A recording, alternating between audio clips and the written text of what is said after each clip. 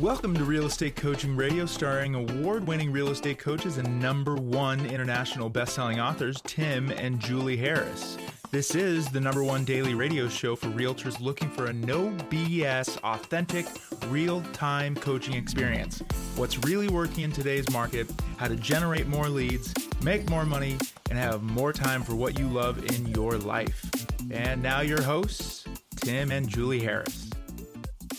Welcome back. This is Tim and Julie Harris. And of course, this is Real Estate Coaching Radio. And we've got a really fantastic episode for you today. And the name of today's show is Boom Alert, Make Housing Great Again. And if you didn't listen to the podcast that we did yesterday when we were interviewing Keith Jensen talking about the new housing policies that we're, I think, mostly assured that are going to be coming out from the Trump administration.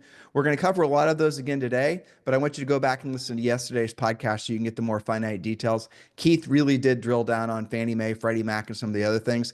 We are 100% confident that there's going to be a big announcement coming from the Trump administration that is going to most likely be called Make Housing Great Again. And we do believe that this is going to be a new golden age of housing that is going to last a generation. Wow, that was a lot of hyperbole in one quick sentence, wasn't it?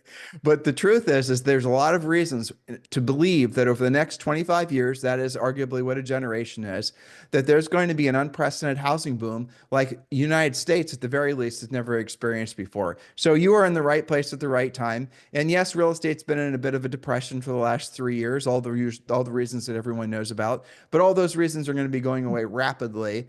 And there's going to be a return to focus on housing to the extent that Julie and I believe that over the next generation, next 25 years, that housing is going to be the largest single growth opportunity in the American economy and is going to be the biggest driver for GDP. Trillions and trillions and trillions of dollars are going to go into building new homes. So if that doesn't get you motivated, then the next 7 points we're about to deliver to you will. And if you want today's notes, as I'm sure you do, make sure you're subscribing to harrisrealestatedaily.com. It is our daily newsletter, thus the name, where all of our notes are printed. And you can go there anytime, download the notes, and listen to the podcast as well. And we do publish the video of the podcast, which some of you are watching right now on YouTube there every day as well. So make sure you go to harrisrealestatedaily.com. And there are a lot of special features that are only in the newsletter for newsletter subscribers. And the newsletter is free, by the way. So you want to be reading the extra articles and content that our team and Julie and I are directly creating just for newsletter subscribers. So just go to harrisrealestatedaily.com and subscribe. And remember, when you do, you got to put in your email address in the little bar. Takes no time. And then you got to pop over to your normal email, and then you got to double opt in, confirming that you actually want the newsletter. So that is all I have for all of you guys today. And let's, Julie, move on to your introduction and point number 1. These are going to be, if these guys have open minds and they're setting aside political biases, and they're actually thinking, I think, holistically about the points you and I are about to make, they're going to feel the same level of excitement as you and I do. That's exactly right. And I'm glad that you mentioned that. We always like to start off with a little bit of a mindset check. And on our podcast, we are committed to, as we lovingly call it, facting you. And we always like to give you our sources, our resources, stats and facts, and just sticking to what's happening.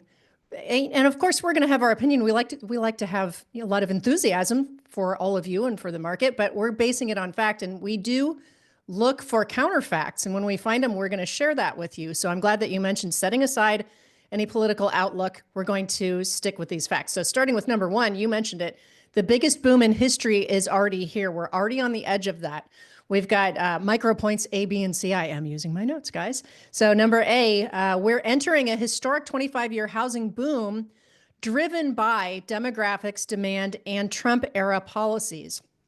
Point B, here's a stat for you.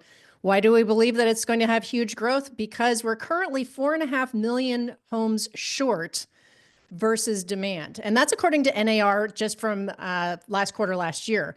So new construction is set to explode. Point C is this spells opportunity for you, our listeners, agents. This is your chance to ride a wealth building wave with no crash risk and potentially for a longer amount of years, a generation, as you said, Tim, 25 years. Versus some of these mini booms that we had, like during the pandemic, that was basically a 2.5-year boom. So this one could stand to be longer. And you mentioned setting aside politics. One of the things that I do to keep up with on all this stuff is not just whitehouse.gov, because that does all the executive orders. And it's not like this is my opinion of the order. It's literally that's the order, and that's what we're asking for, as well as the reporting some of the different events and speaking things where they roll these things out. But also I discovered HUD.gov is reporting on all of these different events as well. Did you know that, for example, last week there was a big event on the Washington Mall, which was called The American Home is the American Dream. That was a big event where they were addressing things like the inventory shortage that we just talked about here in point number 1, and talking about new construction and all the different things that HUD is working on. So there's a lot of ways to stay up to speed on this that just sticks to the facts. Back to you. Well, so 2 points to that. Number one, the two previous housing booms, I think, going back in time, the housing boom from that led to the crash, and the one that I think we experienced as a result of COVID and the really low interest rates, those were both arguably speculative housing booms. People are getting into FOMO because they wanted to make money. We're not talking about a speculative housing boom. What we're talking about is a generational shift that essentially that's what's happening. Demographics, as long as you've got demographics, and it's very predictable to expect a housing boom to happen. But Julie also said this secondary thing, and this is really important, that new construction is going to definitely be leading the way to the creation of new supply. And so new construction is going to be coming in all forms, all different forms. You're going to see, and Julie is mentioning some of the governments. You guys, if you've been in real estate for more than a blink, you know that it's hard to get, for example, a modular home finance through Fannie Freddie, or it's hard to get different types of anything other than a stick-built house finance using government-backed loans, which 90% plus of all mortgages are. Well, okay, so a couple of things we're going to see happen. We're going to see Fannie and Freddie, and Julie's got this as a point, but is going to be officially out of conservatorship soon. You're going to see other big entities like JP Morgan get into the same businesses in Fannie and Freddie. How do I make this practical for all of you? When you go to get a loan when you go to Larry the lender and he goes to his, and you're bringing your buyer to that Larry the lender is going to be able to offer you essentially a mortgage that is going to be following the guidelines and the rules set out by Fannie and Freddie. And so Fannie and Freddie's are going to determine the minimum interest rates. They're going to determine the minimum down payments. They're going to decide what places they want to borrow or lend on. They don't want to lend on. If you're in Florida right now, you may have discovered that some of your the condos in the area have been blacklisted. All that really truly means is that Fannie and Freddie won't back the mortgages on those. And so the lenders aren't going to want to lend on those properties. It's very unlikely that you're going to be able to really get any sort of reasonable financing on those types of units. Well, what's going to happen is Fannie and Freddie are going to be forced to become more competitive. You're going to see JP Morgan and others that are going to get into the same business as Fannie and Freddie, as has been in the case prior to conservatorship. Mortgage products, you're going to see the cost, more competition drives costs down. You're going to see the cost of obtaining a mortgage and the monthly payment be reduced, not just from interest rates, but from all the extra fees. Like when you guys go to the gas station and you look to see how many taxes are on each gallon of gas you're pumping in, it's very similar to when you make a mortgage payment. And you don't know that, for example, I think it was 50 basis points of all loan originations go to Fannie and Freddie. And then you have, things like PMI insurance, right? PMI insurance is largely a function of something that's as a result of no competition for Fannie and Freddie.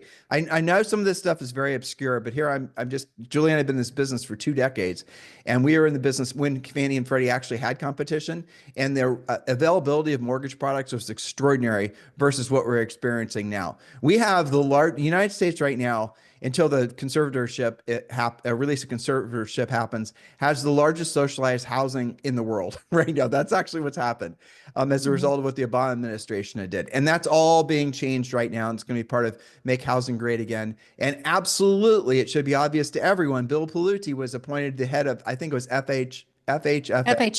Yeah. Pulte. Yeah. Pulte, right. And he is, where's that? Why does that name sound familiar? Oh yeah.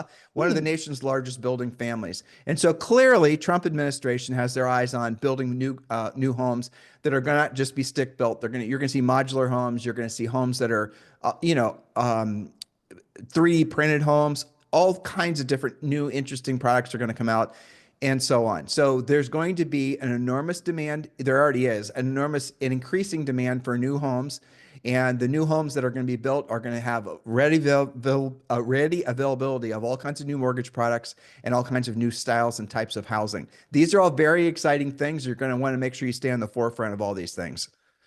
100%. It is definitely exciting times. This is more opportunity, not less. And you mentioned a second ago, point number 2, demographics. That's a great buyer pipeline, excuse me, in particular. Keep in mind that between millennials and Gen Z, that's 80 million people in those combined generations. They're in their prime home buying years, and they've been held back. Those that didn't jump in during the pandemic years, they've been on the sidelines ever since the rates went up a bit. Excuse me. Millennials, in fact, drove 54% of purchases in 2023.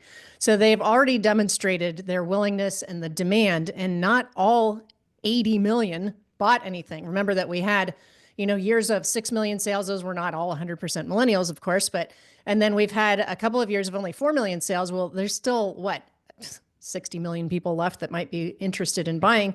And along with that, boomers are downsizing, but still we have short supply. There's been some reports about why that is. There was some allusion to this silver tsunami idea that we were going to have mass inventory because all the boomers were going to sell their houses, when in fact, we've had the VRBO effect instead. And in many markets, they just kept them and or are cohabitating with their kids. I know a lot of my coaching clients have been having recent sales of mixed generation purchases. That's another loan product that we're going to be seeing coming out.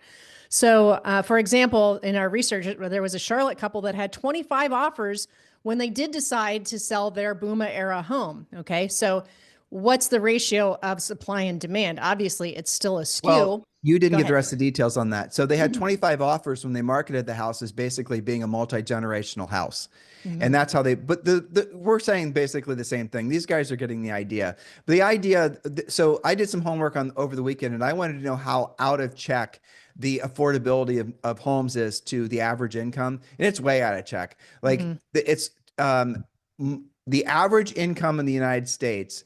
Traditionally, you've been able to, I think the average income right now is 75,000. And that means the average home should cost no more than 3 or 4x the average income. That's been traditionally what it's been for a long time. And now it's 5 or 6x. And the reason for that isn't the boomers. The reason for that isn't all these other things that, people try to throw around as political hot potatoes. The reason is because we have lack of inventory and people don't want to sell for a whole host of reasons.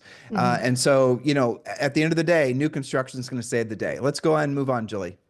Well, you talked a lot about point number 3 a second ago with Fannie and Freddie being unleashed and creating an easier sales and mortgage environment. But along with that, you mentioned if PMI vanishes, that's typically $100 to $300 a month savings. And as you go up market, of course, that becomes $700 or $800 a month. If that goes away, what kind of purchasing power does that give to that same buyer? It's usually somewhere between $15,000 and $25,000 more, depending on the price range. So that's something that can make things more affordable. There's also been some discussion about bringing back a 40-year loan. So obviously, stretching payments out drives payments down. And of course, what we're all waiting for with the privatization of Fannie and Freddie, lower rates projected by JP Morgan to be 5.5 to 6.5%. And we're already in the higher sixes right now. We've seen it come down for the past 6 weeks. So we're going the right direction. But so if you combine those things, more mortgage products, more inventory, which we really need, the builders are going to fill in some of that, maybe the lack of PMI, and maybe stretching out of payments, then we start to tackle some of that affordability issue. Now, go ahead. What you're saying is really important. I hope you're reading your points, but let's make sure we're breaking this down so these guys can clearly understand. I mean, here, I don't think we have a pricing problem. The home affordability is the problem, but home affordability doesn't mean the houses are overpriced. Oh, what am I talking about? It sounds confusing, right? We have a payment problem.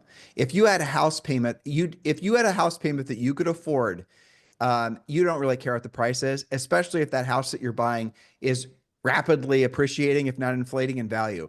So whether the house should be right now $300,000, but it happens to be almost $600,000, if the payment on that $600,000 house was something that didn't, cause you hardship, do you really care if it's a $600,000 house? You don't, especially when you consider that house is probably increasing in value, inflating in value by at least 5% per year. Free money, right? And in some cases, if the interest rate on the mortgage is low enough, the interest that you pay on the mortgage is completely covered by the appreciation, the inflation of the house in that particular calendar year. So I hope you guys are thinking about this. So we do have a home affordability problem, but it's not because houses are overpriced. I get it. You could argue that, but if interest rates were lower and the cost to obtain, let alone maintain a mortgage were lower, you wouldn't have anybody complaining about pricing. So the pricing thing is a little bit of classical political class warfare that's trying to sneak in and trying to make it really stoke the flames of have and have nots and class warfare and all the rest of it. Okay. So be very mindful of that.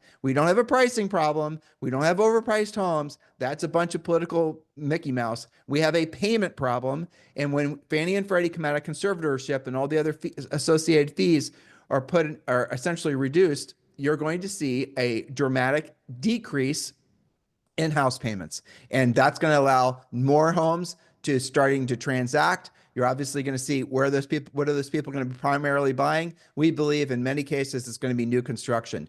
Right now, new construction makes up, what is it, Julie, 20% of all home sales per year, something like that?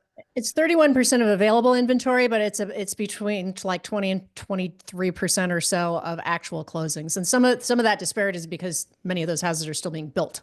Right. So if you assume that we have a shortage of 4 to 5 million homes right now, and we assume that most of those are going to be from this new construction, you're going to see new construction. Let's say right now it's at the 20 to 23%. It's going to probably go up to 30 to 40%, and it's going to be at that level for years. So new construction in many markets, and I'm looking forward to getting the next points because we really drilled down on that. Yes. Well, so point number 4. Trump and the Trump administration's vision is to have some new boom towns. And for example, federal land accounts for 28% of the land in the US, almost 30% of the land the government owns. That's huge. I mean, anybody that's ever flown from coast to coast sees what we're talking about there. Well, hold on. Let's stop off there, Julie. Okay. It wasn't just the Trump administration. Elon Musk is doing the same thing. Yes. Jeff Bezos is doing the same thing. And we don't talk in our notes here about tariffs. But tariffs, again, you guys got to be mindful of all this. We look at the positive effects of tariffs, and we've written about this. And Julie and I put a long form article on our newsletter about this and did some podcasts about it. Here's the reality as it pertains to real estate. You can argue that the cost of building construction supplies is going to increase, and you're probably right. That means that the domestic producers of wood and whatnot that we're now getting mostly from Canada, they're going to basically have an advantage. And that's going to, I think, over maybe a year or two, bring the prices down on new construction supplies. But let's move past the new construction argument of having, inflation having a detrimental effect. What the tariffs have done, and have done in less than 30 days from being announced, is they are forcing these big international conglomerate companies that make things to build facilities here. The number of companies that have decided to build their huge facilities to manufacture, everyone talks about cars, but it's also microchips. It's also about, just everything you can possibly imagine. Washers and dryers. I heard something about South Korea moving like Samsung is moving a big manufacturing facility. Everybody and their brother is going to be building their stuff in the United States. Why? Because the United States is by far, and there's no comparison, the biggest consumer of consumer goods on planet Earth. So if you make something at scale, United States is your primary customer. There's no let's not even debate that. So if you don't want to have to suffer the 20% plus tariffs, you're going to be making your products in the United States. And you saw recently, it was France that, started to get into tariff wars with the United States over wine. And they said, well, United States is going to raise we're going to raise our tariffs on U.S. imported wines by 50%. And just all this back and forth. And of course, the mainstream media picked that up that, they're trying to politicize it. So Julie and I went to Grok AI and we did a little homework, and we found out that essentially if you look at the tariffs that have been on imported, if you're in Italy or France, if you look at the cost of a bottle of wine imported from California in Italy or France, that bottle of wine is usually 30 to 40% more expensive than an equivalent bottle made in France or Italy. Whereas if you go to United States, the imported wine from France or Italy costs roughly the same as the wine from California. That's because they tariff the hell out of our products, and they've been doing it for a long period of time. So all we're doing is we're basically matching the tariffs that they've been charging us, and we're tariffing them the same amount. Now, Reciprocal tariffs. That's what that is. that's basically what it is. But you're going to see as a result, and I know I'm stepping on your next point, but that's okay. You're going to see as a result of these manufacturing facilities being built in the United States, massive amounts of jobs, massive amounts of new construction. And what's really exciting is Julie was mentioning some of these parts of the country, like where we're from in the flyover states.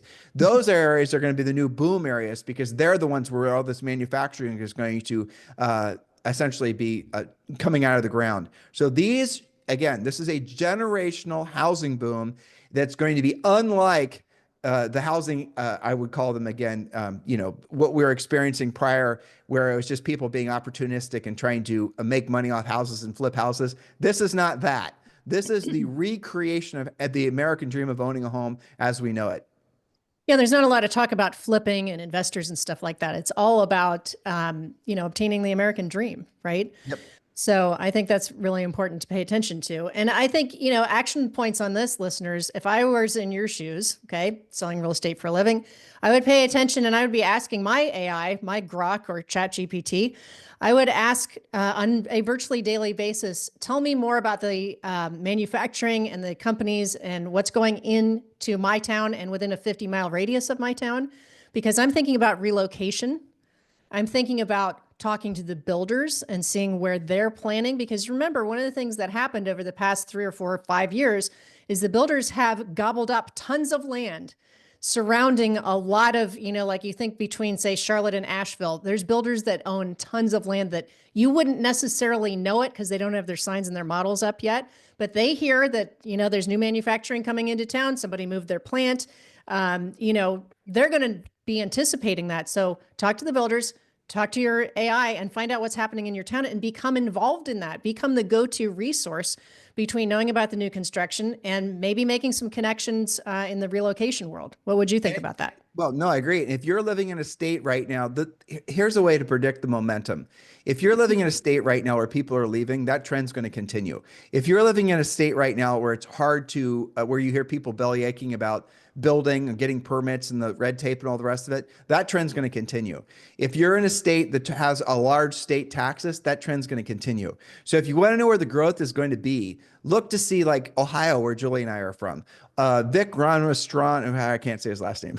Vivek Ramaswamy. Okay. Yeah. All right. Anyway, so he's planning on running for governor from Ohio or for Ohio. And one of his things is he's going to get rid of the the state of Ohio income tax. Mm-hmm. And there's 11 states in the nation right now that have no state taxes. And those 11 states almost it's totally predictable, are the ones that have the fastest growing populations. Yeah. Not necessarily because people are just trying to move there to save their state taxes, but because businesses are moving there, because those states are also being very competitive with other states to get the new to get the, these big new businesses that are forming or that are being brought from, say, South Korea, like I mentioned before, car manufacturing from Germany. All these things are coming to the United States. And these states are saying, okay, we know where the long-term growth is going to be. We need to make it as attractive as possible for these companies to be spending their billions and billions of dollars here. And also think about this. When you see, like, if you go to, was it Greenville, South Carolina, and you look to see where BMW is building cars.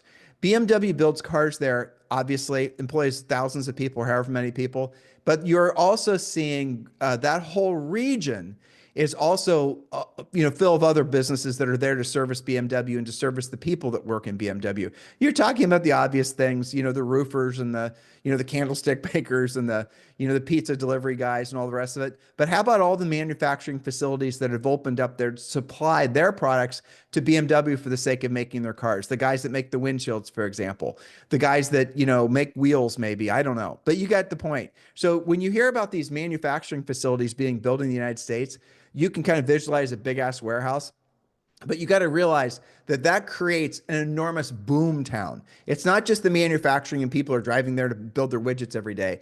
All these other thousands and thousands and thousands of people are employed because of, guess what? Tariffs. And that would have only happened, all this would have only happened if basically, essentially Trump threatened tariffs and has put some in place. This is going to be short term. It's going to be painful because it's going to cause some inflation in some cases. It might cause even some hardship regionally. But long term, this is going to put the United States back in a very powerful position globally. And it's going to, again, create an enormous, huge demand. One of the other reasons for housing. And this is not something you'll hear anyone talking about. I've never heard anyone making the point I just made, other than Julie and I, that, under what we predict will be called Make Housing Great Again, you're definitely going to see the planned creation of new manufacturing-based cities and towns. Some of them are existing. It might be Springfield, Ohio. Others of them you never heard before, and they're going to be sprouting out of the ground where right now it's a soybean field. That's what's going to happen. They haven't been invented yet. Remember, there's a contest on to create the next 10 cities. That's something that I'm watching and we'll report on as that contest comes to fruition. The contest had to do with innovation, obviously location, the effectiveness and efficiency of what it costs to build there, lack of regulation or too much regulation. All these things go into building a new town. I mean, how exciting is that, right? And then how do you, some of these are potentially going to be on federal land that's maybe kind of far yonder. Well, how do you handle the transportation? Maybe people will be more remote work. Maybe the whole thing will be outfitted by Starlink. Maybe they'll get there by train. Who knows? So that's something to keep an eye on, and certainly spells more housing good news. And that kind of plays into our point number 4, which we've talked about a little bit, that construction boom to relieve the inventory problem of 4 to 5 million homes. Think about how many that is when you look at the fact that we're on track to sell about 4 million homes. We're that many off of what we could be doing. Could we actually have years in the future where we're selling 7 or 8 million a year once some of this stuff is built? I think that's an interesting thought. When things were fast and furious, remember during the pandemic years when we had multiple offers on everything and everything sold in 22 seconds, that was a symptom of not having inventory. How many homes would have sold during COVID if we had inventory? Would it be 2 or 3 times? It's interesting to think about. So this is a good time probably to talk about some of the other things that we know are brewing because we're thinking about investing in some of these companies. You guys heard of Case-Shiller-Weiss? Case-Shiller Index. Well, it's actually originally was called the Case-Shiller-Weiss Index. Weiss is a guy named Alan Weiss, and Alan actually is one of our neighbors. And Julie and I are thinking about investing with him. And one of his concepts of one of his businesses, which we really like, is that there will be essentially, just bear with me here. So the challenge is going to be that on a, say, $600,000 house, you're going to have to come up with whatever the down payment's going to be. Call it 10%, call it 5%. You got to come up with, it's 30,000 or 60,000, and not the easiest thing to do. So what is going to hypothetically happen is that you're going to see a investor, and call it what you will, that's going to take an equity interest in your house as not as a mortgage, but as a partner. And so they're going to give you all or part of your down payment. And then they're going to essentially ride up the appreciation on the house. And when you go to sell it, and you choose when you're going to sell it, you don't have to pay it this month back monthly. This isn't a debt. This isn't a loan. All they're doing is taking an equity interest in your property. And when you go to sell it, they know statistically you're going to sell that house in 7 years. And the house that you paid $600 for is now worth, let's say, $850,000, $900,000. Well, they're going to get a return on their investment that they originally put in of that 60 grand. How the math works doesn't matter, but you guys get the point. So you're going to be seeing more affordable payments. You're going to be seeing alternative ways to come up with down payments. And all of this is going to be happening to essentially add the most fuel you can possibly imagine to an already inevitable housing boom like we've never seen before. Well, let's talk about our next point, because all of this enthusiastic talk leads some to say, what about a potential crash with all of this, right? But we would conjecture, based on fact, that there is no crash risk, because remember that 40% of homes are actually mortgage free. That's 56 million homes in the country. And 80% of the rest of them that do have mortgages are under 5% interest rate. So people generally don't default on these types of situations. Now, you can't default on a house that's paid off. There's no mortgage to default on. But the rest of the people who have 5% interest rate or less, they're pretty attached to that. And remember that they have a whole lot of equity as well. There is no this time is exactly like last time, because it's not exactly like last time. People didn't have that kind of equity and they weren't sitting on 5% interest rates. So What would cause, and we could go on, but go ahead. Okay, so a housing boom or a housing bust is only happens from lack of demand. We know there's no lack of demand. We just proven that to you. Hopefully you're paying attention. So there's not a lack of demand. A housing bust is made from happens when somebody can't afford a house payment. Okay, so they can't afford their house payment, but most people in the United States, if they've owned their home for 3 years, have at least 50% equity in their homes.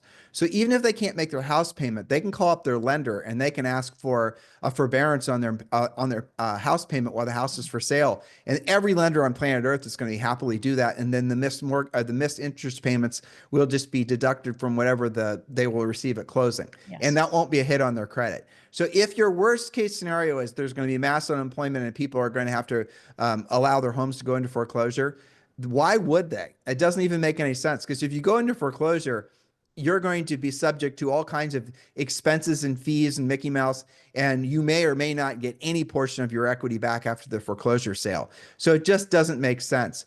And the people that want us to believe that there's a potential for a housing crash they're not even remotely dealing with the facts. And Julie said something else, and I'm going to round the numbers up, and Julie, you need to restate these so we're clearer, because I know you condensed these points and maybe they're not that congruent with your condensing. Okay.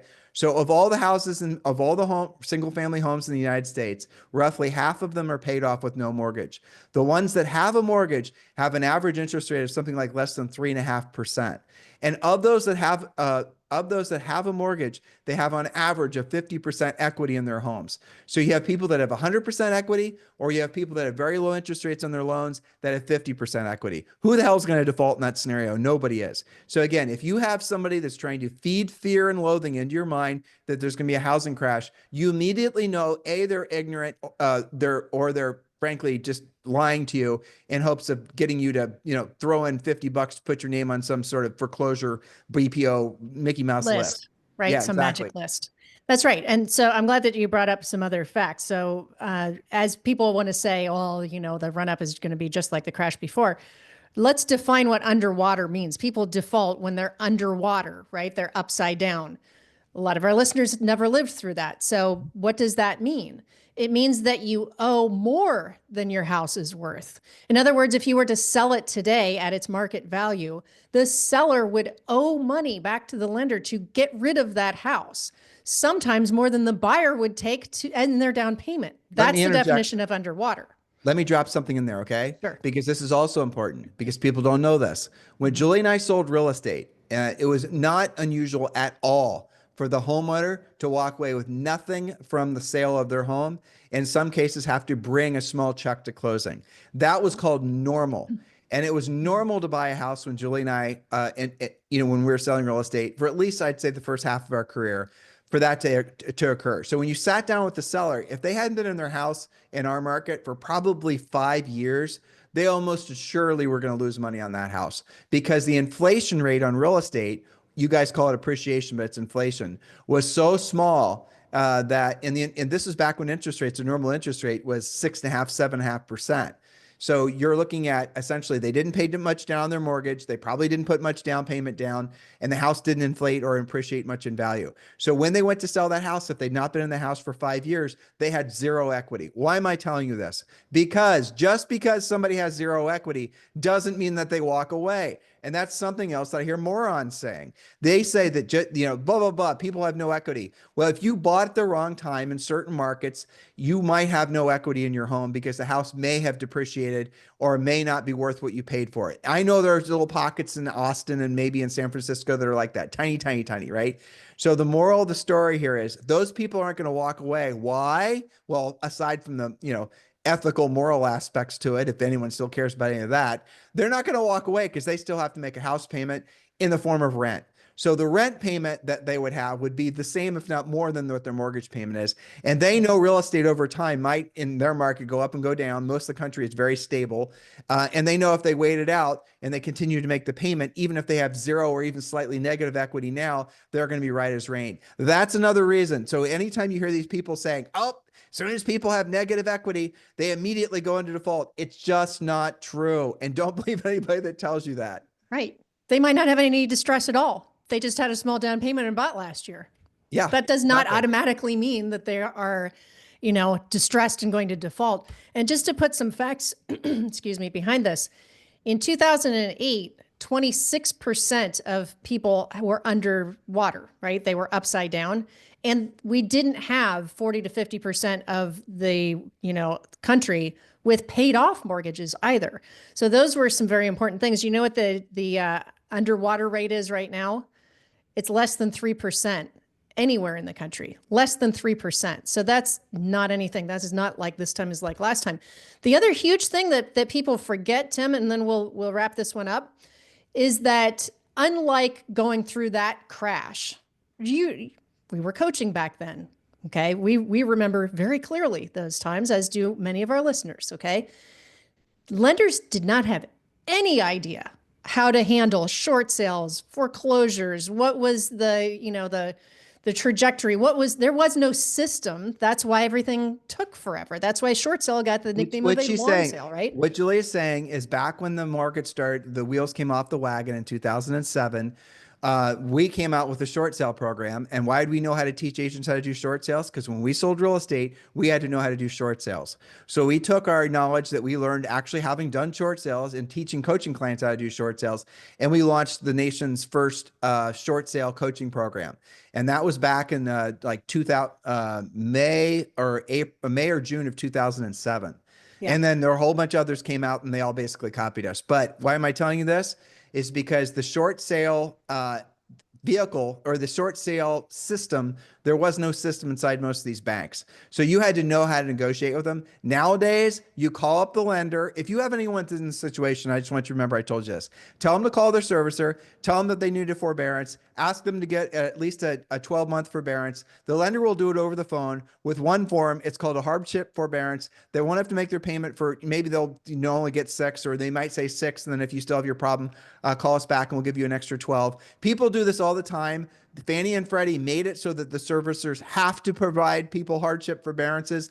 Health problems, all kinds of things happen. Life happens, and they don't want people to go into default. So if you have anybody, or if you're experiencing that type of thing, I just told you how to solve your own problem. If you're in a listing presentation and the seller is experiencing hardship and they don't know what the hell to do, I just told you how to solve their problem. Mm-hmm. And that does give you a very competitive edge when it comes to being their listing agent. And I do need to mention here, Julie, if you're not yet in Premier Coaching, you love the material you're getting. Julie and I are giving you guys high level information that's about what's going to happen in the markets over the next, we think, 25 years. We're telling you this because we want you to feel optimistic. We're telling you this because we want you to use this information to then educate and train maybe it's your real estate brokerage, maybe it's your team. How about this, the consumers in your marketplace? Because you're going to have to be doing a lot of, I think, pulling against the politicized negative housing rhetoric. Because just because Trump came out with it, damn well all the countervailing folks, and especially in mainstream media, are going to start saying it'll never work, and they're going to come up with a bunch of different reasons, and it's going to try to keep people pessimistic about housing. Because when housing does, and by the way, I don't think anybody could screw up housing right now, because frankly, the demographics that Julie and I pointed out in point number 1 and point number 2. So whoever the president was, there was going to be a generational housing boom. So I just want to make that clear. We're not playing politics with you right now. But what you are about to experience is a generational housing boom. And what you are going to need to do is educate yourself on this, because that's the best thing you can be doing. And what a better way for you. If you've been in the business for a while, if you're new in real estate, if you're thinking about getting into real estate, if you thought you were at the peak of your career, before you decide to call it the peak of your career, maybe you think about hitting hard reset and going to another elevation altogether. That's what Premier Coaching is all about. Julie and I recognize the fact that we're at the very beginning stages of a generational housing boom. Generation is 25 years. We're talking about 2025 through 2050. That's what we're going to be experiencing. All the reasons that we're mentioning, these 7 points we mentioned today and more, you've got to be getting yourself educated. You've got to be getting yourself mentally prepared, because your greatest opportunity to help people and make money, make more money than you can possibly imagine, you haven't even experienced it yet. You haven't even come close to what we're about to experience in virtually every market in the United States and a lot of other countries as well. So you want to absolutely join Premier Coaching. Go to premiercoaching.com, and there's no risk to you joining Premier Coaching. You can join Premier Coaching for free. And yes, that does include a daily semi-private coaching call with a Harris certified coach. So absolutely positively join Premier Coaching. Go to premiercoaching.com, or you can always text the word Premier to 47372 and we'll text you back a link to join. You need the education. Hopefully you're getting the motivation. And now it's time for you to take your business and your mindset to the next level. You haven't heard any information like this from anybody else, have you? Well, it's because Julie and I are realizing that we too are at the beginning of a generational housing boom. And we are doing the same things we're asking all of you guys to do. We're doing it ourselves. We've obviously been educating ourselves about what's about to happen. And we are indeed preparing ourselves and our business for what we know we're all about to experience. Do the same. Join Premier Coaching and just go to premiercoaching.com. Click the link below in the show description or just text the word Premier to 47372. Yeah, so our final wrap-up point is what you just said, accept the fact that we are starting a 25-year generational housing boom. That's great. That's some of you guys are at the beginning of your careers. Some of you, you'll round out your careers. That's great. So rates could hit 4.5 to 5.5%. And a lot of studies have shown over the past year to 18 months, as soon as they're about 6.5%, mortgage purchase applications go through the roof. So we've already shown that it doesn't even have to get down. I know a lot of people are saying, oh, if it was only 4.5% again, it might not get to be quite that low, but if it's in 5.5 to 6.5, that should do the trick. Here's another point. I'm going to do a podcast coming up on this, excuse me, which is how to turn renters into owners, because we have all of those millennials that are still renting, 80 million people who have yet to purchase. And we have proof where we have anywhere on a slower market, we've got 2 or 3 offers for every sale. There's still markets. I have coaching calls every week where people have still 10 to 12 offers. And there was the example from our research in Charlotte. Somebody had over 20 offers still.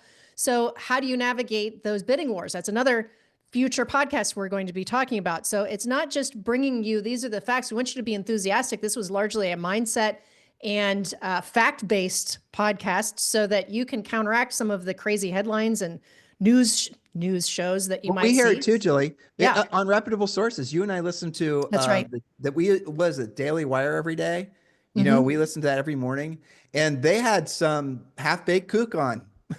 Right. That was we generally like that show, but they interviewed somebody that was all doom and gloom, but it wasn't backed by anything other than a feeling. Well, he was completely, he was an economist that had no real knowledge about like the problem with economists ultimately is they try to think in terms of strictly supply and demand, and they don't understand that housing is an abnormal, you can't think of housing like you do a stock.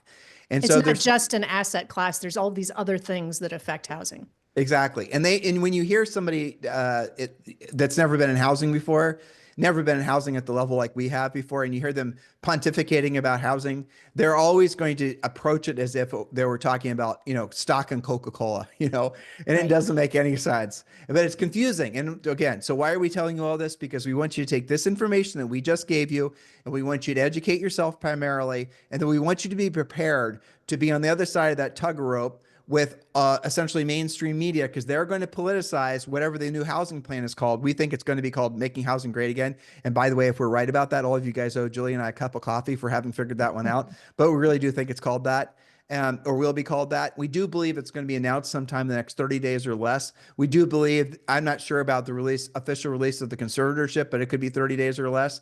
There's going to be a tsunami of new housing focused conversations that will dominate the news cycle.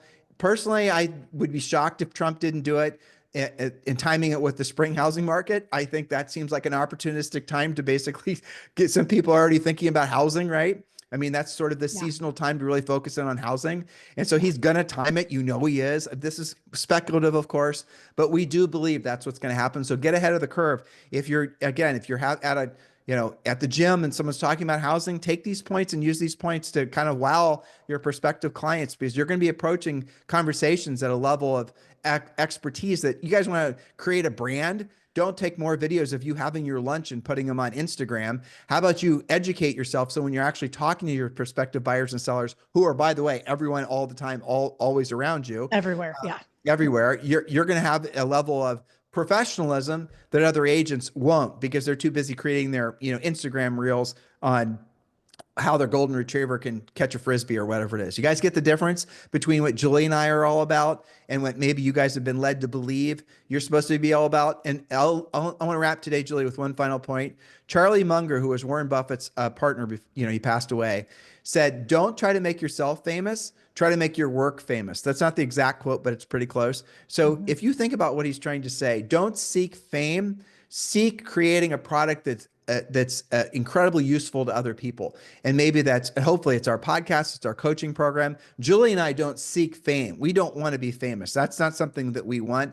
But what we want to do is we want to provide information through our business platform to make it so that you guys then can provide a higher level of service and have obviously incredible lives as a result and incredible businesses as a result. That is our objective. We don't want to be famous. How many of you have been manipulated into believing in order to be successful in life, in real estate in particular, that the new rule is that you have to somehow be an influencer or be famous?